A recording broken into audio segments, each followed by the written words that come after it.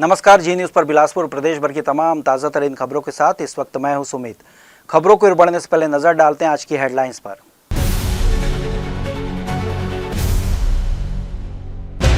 बिलासपुर में दक्षिण पूर्व मध्य रेलवे की सांसदों की जोनल बैठक, रेल विकास, यात्री सुरक्षा और 4700 करोड़ की परियोजनाओं पर चर्चा। रतनपुर में सरकारी जमीन कब्जे को आरोप, तहसीलदार की कार्यशैली पर सवाल, न्याय न मिलने पर एनसीपी ने कलेक्टर से हस्तक्षेप मांगा। अटल बिहारी वाजपेयी यूनिवर्सिटी परिसर में हाईवा डंपर में भीषण आग, हाई टेंशन तार की चपेट में आने से टला बड़ा हादसा। बिलासपुर में बसंत पंचमी पर धूमधाम से मनाई जाएगी सरस्वती पूजा, छात्र, शिक्षक और श्रद्धालु विद्या की देवी की आराधना करेंगे। अब समाचार विस्तार से। बिलासपुर में गुरुवार को एससीसीआर बिलासपुर में एक महत्वपूर्ण सांसदों की बैठक आयोजित की गई, जिसमें क्षेत्रीय रेल विकास, यात्री सुविधाओं और सुरक्षा से जुड़े मुद्दों पर विस्तार से मंथन हुआ। बैठक की अध्यक्षता जोन के महाप्रबंधक तरुण प्रकाश ने की। इस बैठक में लोकसभा और राज्यसभा के कुल 11 सांसदों को आमंत्रित किया गया था। हालांकि इनमें से 4 सांसद स्वयं उपस्थित रहे, जबकि अन्य सांसदों के प्रतिनिधि बैठक में शामिल हुए।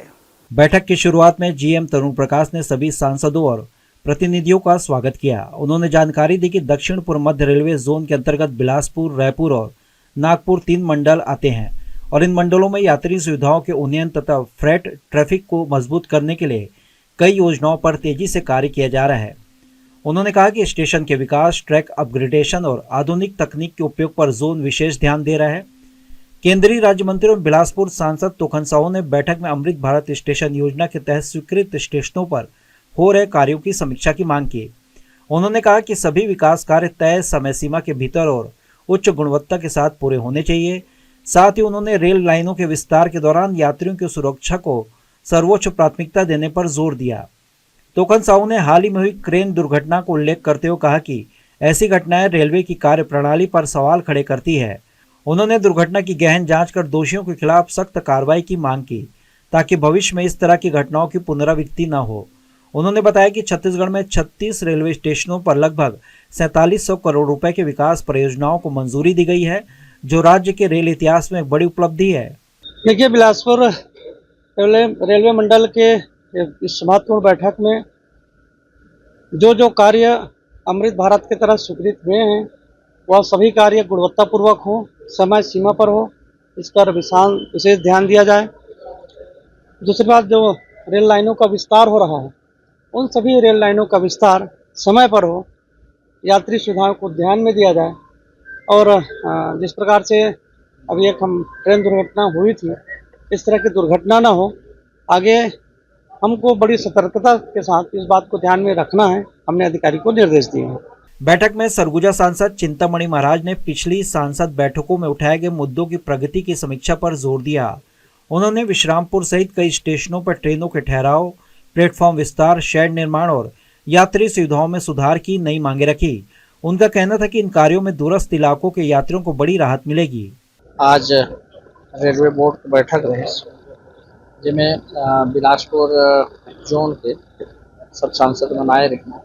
पिछले बार मीटिंग में जो विषय हुए रहे, उसका पालन कितना हुई से वो सबके जानकारी रहे और अलावा जो नया सुझाव रहे वो सुझाव रहे। वहीं जांजगीर चांपा सांसद कमलेश जांगड़े ने सक्ती क्षेत्र में वर्षों पुरानी ट्रेन स्टॉपेज की मांग पूरी होने पर खुशी जताई। उन्होंने इसके लिए रेल मंत्री अश्वनी वैष्णव का आभार प्रकट करते हुए कहा कि अब छोटी छोटी रेल समस्याओं का समाधान पहले की तुलना में अधिक तेजी से हो रहा है, जिससे आम यात्रियों का भरोसा रेलवे पर बढ़ा है। आज हम लोग के बिलासपुर जोन मंडल में आज हम लोगों की बैठक हुई है। बहुत अच्छा बैठक था और सबसे पहले तो मैं हमारे केंद्रीय मंत्री अश्वनी वैष्णव जी को बहुत बहुत धन्यवाद दूंगी कि सक्ती में 14-15 सालों से गुड़वाना की मांग थी और कल स्टॉपेज वहां पे मिल रही है, तो मैं बहुत बहुत बधाई, बहुत बहुत अपनी पूरे जांजगीर लोकसभा क्षेत्र की ओर, जनता जनार्दन की ओर से बहुत बहुत धन्यवाद देती हूँ उनको। बिलासपुर में आयोजित इस सांसदों की बैठक में रेल विकास, यात्री सुरक्षा, अधोसंरचना विस्तार और भविष्य की योजनाओं को लेकर व्यापक चर्चा हुई। बैठक में अंत में रेलवे प्रशासन ने सभी सांसदों और प्रतिनिधियों को आश्वस्त किया कि प्राप्त सुझावों और मांगों पर प्राथमिकता के साथ अमल किया जाएगा और दक्षिण पूर्व मध्य रेलवे को एक आधुनिक, सुरक्षित और यात्री अनुकूल जोन के रूप में विकसित करने के लिए लगातार प्रयास किए जाएंगे।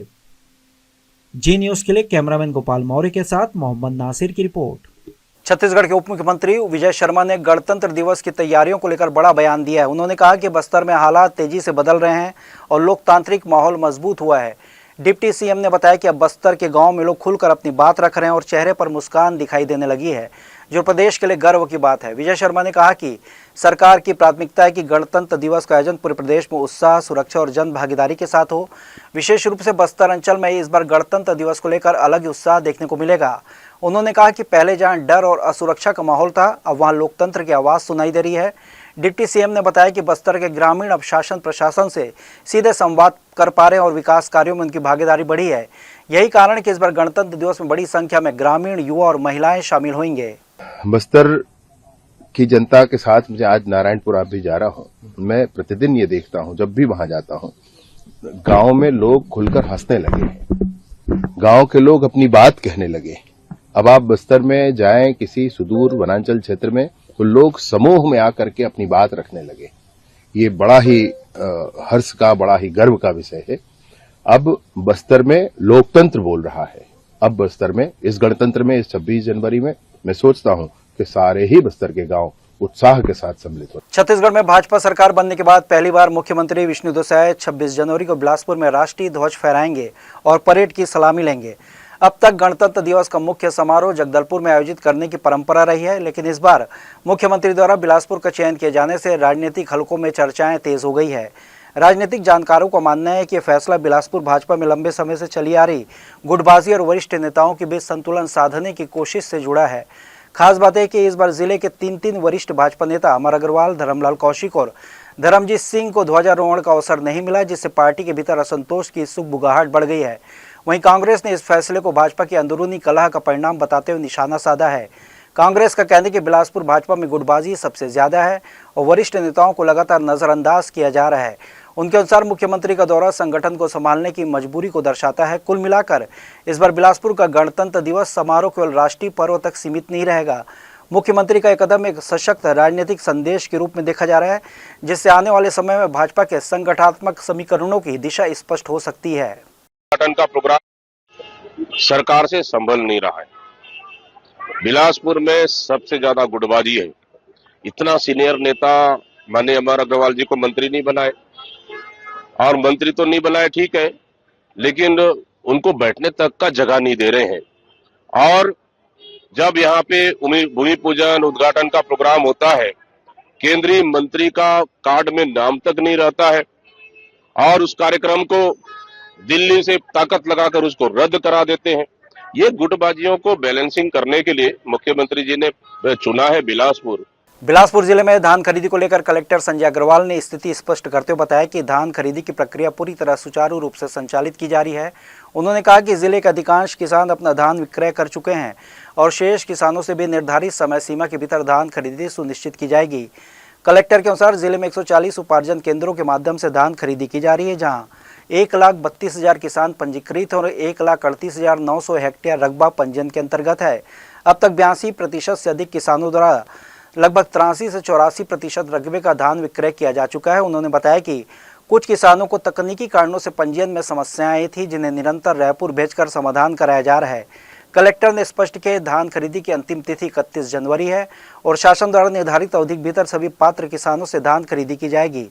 उन्होंने यह भी जानकारी दी कि कुछ स्थानों पर किसानों के नाम पर फर्जी तरीके से धान बेचने के प्रयास सामने आए हैं, जिन पर सख्त कार्रवाई की जा रही है। इसके अलावा जिन सोसाइटियों के माध्यम से गड़बड़ी सामने आई है, उन पर भी कार्रवाई की गई है और अब तक 5 सोसाइटियों पर कार्रवाई हो चुकी है। प्रत्येक किसान के धान खरीदी सुनिश्चित करने के लिए लगातार निगरानी रखी जा रही है। बिलासपुर जिले में धान खरीदी 140 हमारे उपार्जन केंद्र है, उसके माध्यम से खरीदी जा रही है और 1,32,000 हमारे किसान रजिस्टर्ड हैं और 1,38,900 हेक्टेयर रकबा रजिस्टर्ड है और इसमें लगभग 80-81% से ज़्यादा किसानों ने रकबे में 83-84% रकबा का धान विक्रय अभी तक कर लिया है और ये धान खरीदी स्मूथ चल रही है। कुछ किसानों का कुछ टेक्निकल कारण से रजिस्ट्रेशन में कुछ दिक्कतें आई हैं, उसका लगातार हम लोग रायपुर भेज करके उसका समाधान कर रहे हैं और समाधान हो भी रहा है। और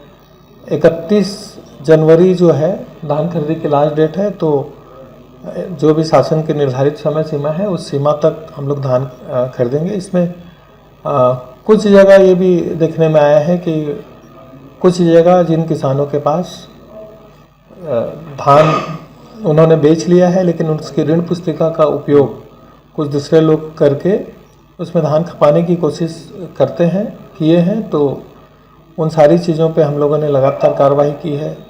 रतनपुर नगरपालिका क्षेत्र में सरकारी जमीन पर कथित अवैध कब्जे और आम नागरिक को न्याय न मिलने का मामला सामने आया है। स्थानीय निवासी कमलेश सोनी ने आरोप लगाया कि उनके द्वारा रिश्तेदार द्वारा सरकारी भूमि पर अवैध रूप से मकान निर्माण किया गया है, वहीं उनकी निजी 1 नंबर भूमि के सामने वाहन खड़ा कर रास्ता अवरुद्ध किया जा रहा है। यह विवाद पिछले करीब 1 वर्ष से जारी है। कमलेश सोनी ने तहसील कार्यालय में कई बार लिखित शिकायत और सुनवाई की मांग की, लेकिन आरोप है कि तय तारीखों पर तहसीलदार शिल्पा भगत उपस्थित नहीं रही, जिससे क्षेत्रवासियों में नाराजगी और प्रशासनिक कार्यशैली पर सवाल उठ रहे हैं। लोगों का कहना है यदि आम नागरिकों की शिकायतों पर समय पर सुनवाई नहीं होगी तो न्याय व्यवस्था पर भरोसा कैसे बनेगा। मामले को गंभीर बताते हुए राष्ट्रवादी कांग्रेस पार्टी के प्रतिनिधियों ने इसे आम जनता से जुड़ा विषय बताया और कहा कि रसूखदार लोगों द्वारा सरकारी जमीन पर कब्जा कानून का उल्लंघन होने के साथ साथ सामाजिक सौहार्द को भी नुकसान पहुंचाता है। इसी क्रम में बीते 3 कलेक्टर कार्यालय पहुंचकर कलेक्टर संजय अग्रवाल को पूरे प्रकरण की लिखित शिकायत सौंपते हुए निष्पक्ष जांच और त्वरित कार्रवाई की मांग की गई। एनसीपी ने प्रशासन से गरीब और आम नागरिकों को न्याय दिलाने तथा बिलासपुर को सुशासन और न्याय की मिसाल बनाने की अपील करते हुए पूरे मामले की कड़ी निंदा की। ये बहुत दुखद है। एक नगर पालिका और एक धर्म नगरी हमारे छत्तीसगढ़ बिलासपुर के रतनपुर एक खूबसूरत सा नगर है, वहाँ एक छोटा सा मामला आया है और इसमें जो वहाँ के तहसीलदार है शिल्पा भगत जी, उनके कार्यशैली पे वहाँ के लोगों ने प्रश्न उठाया है। और ये जो मामला है ये कमलेश सोनी जी का है। कमलेश सोनी जी का निजी भूमि में बेजा जो सरकारी ज़मीन में हरीश चंदेल जी बोल के कोई नामक व्यक्ति हैं, वो वहाँ पर अपना सरकारी ज़मीन पर कब्जा करके मकान एक निर्माण किए हैं और जिनका 1 नंबरी ज़मीन है कमलेश सोनी जी का, उनके सामने एक गाड़ी खड़ा करके रास्ता को अवरुद्ध कर रखा है। ये विषय करीब 1 साल से चल रहा है। इस विषय को लेकर कमलेश सोनी जी ने तहसीलदार को लिखित में दिया। उन्होंने कई तारीखों भी दिए सुनवाई के लिए, पर वो खुद शिल्पा भगत जी उस तारीख में उपस्थित नहीं रहे किसी कारणवश। विषय ये है जो क्या छत्तीसगढ़ में आम जनता को न्याय नहीं मिलेगा, वो भी गुंडे प्रवृत्ति के लोग, क्या शासन और प्रशासन उनको सह दे रहा है, ये चिंता का विषय है। नगर निगम के सभाकक्ष में मेरीन काउंसिल की महत्वपूर्ण बैठक आयोजित की गई, जिसमें कुल 19 प्रस्तावों पर विस्तार से चर्चा की गई और शहर के विकास से जुड़े कई अहम कार्यों को स्वीकृति प्रदान की गई।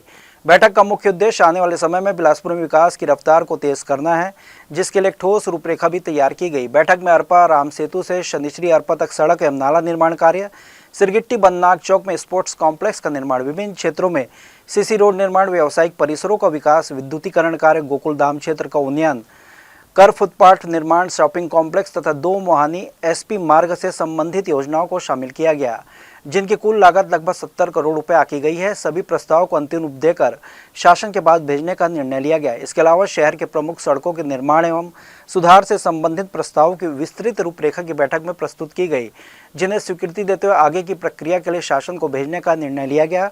शासन से स्वीकृति मिलने के बाद इन प्रस्तावों को नगर निगम की सामान्य सभा में रखा जाएगा और फिर अंतिम अनुमोदन के लिए पुनः शासन को भेजा जाएगा। उल्लेखनीय कि मेयर इन काउंसिल की यह बैठक पूरी तरह शांतिपूर्ण माहौल में संपन्न हुई और सभी सदस्यों की सहमति से प्रस्तावों को मंजूरी दी गई, जिससे शहर के विकास को नई गति मिलने की उम्मीद जताई जा रही है। कोटा विधानसभा क्षेत्र अंतर्गत ग्राम पंचायत आमामूड़ा और झिट्टी में राष्ट्रवादी कांग्रेस पार्टी एनसीपी द्वारा जनसंपर्क एवं जनसंवाद सम्मेलन का आयोजन किया गया। कार्यक्रम में लगभग 150 ग्रामीणों ने भाग लिया और स्थानीय समस्याओं को लेकर खुलकर अपनी बात रखी। सम्मेलन के दौरान ग्रामीणों ने पेयजल, सड़क, आवास, रोजगार सहित अन्य मूलभूत समस्याओं को लिखित रूप में पार्टी पदाधिकारियों को सौंपा। एनसीपी नेताओं ने ग्रामीणों की बातों से गंभीरता को सुना और गांव में व्याप्त समस्याओं को मौके पर निरीक्षण भी किया।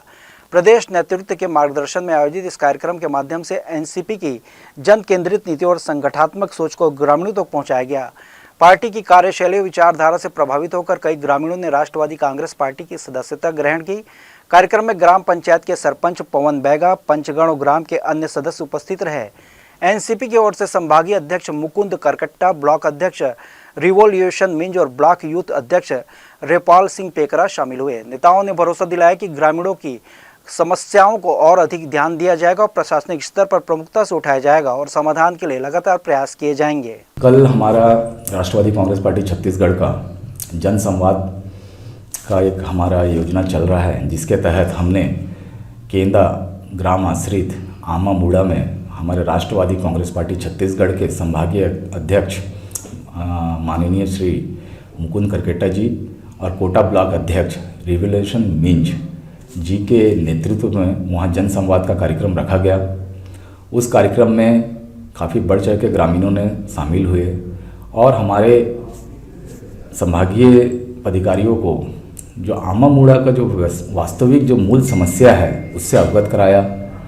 और फिर से मैं वही कहूँगा, जो छत्तीसगढ़ के हर गांव में मैं जो पा रहा हूँ, जो मूलभूत सुविधाएं तक आज तक उपस्थित या उपलब्ध हमारी शासन हो या प्रशासन हो नहीं करा पाए हैं।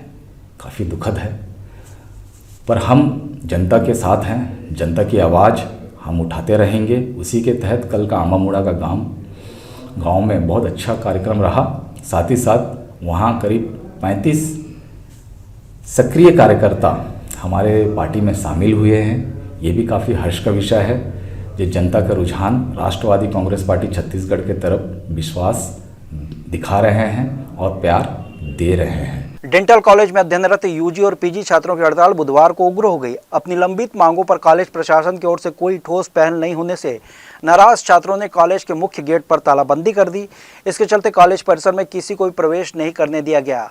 हड़ताल के कारण डॉक्टर, मरीज और स्टाफ को भी बाहर भी रोका गया है, जिससे इस अस्पताल की सेवाएं पूरी तरह प्रभावित हो गई।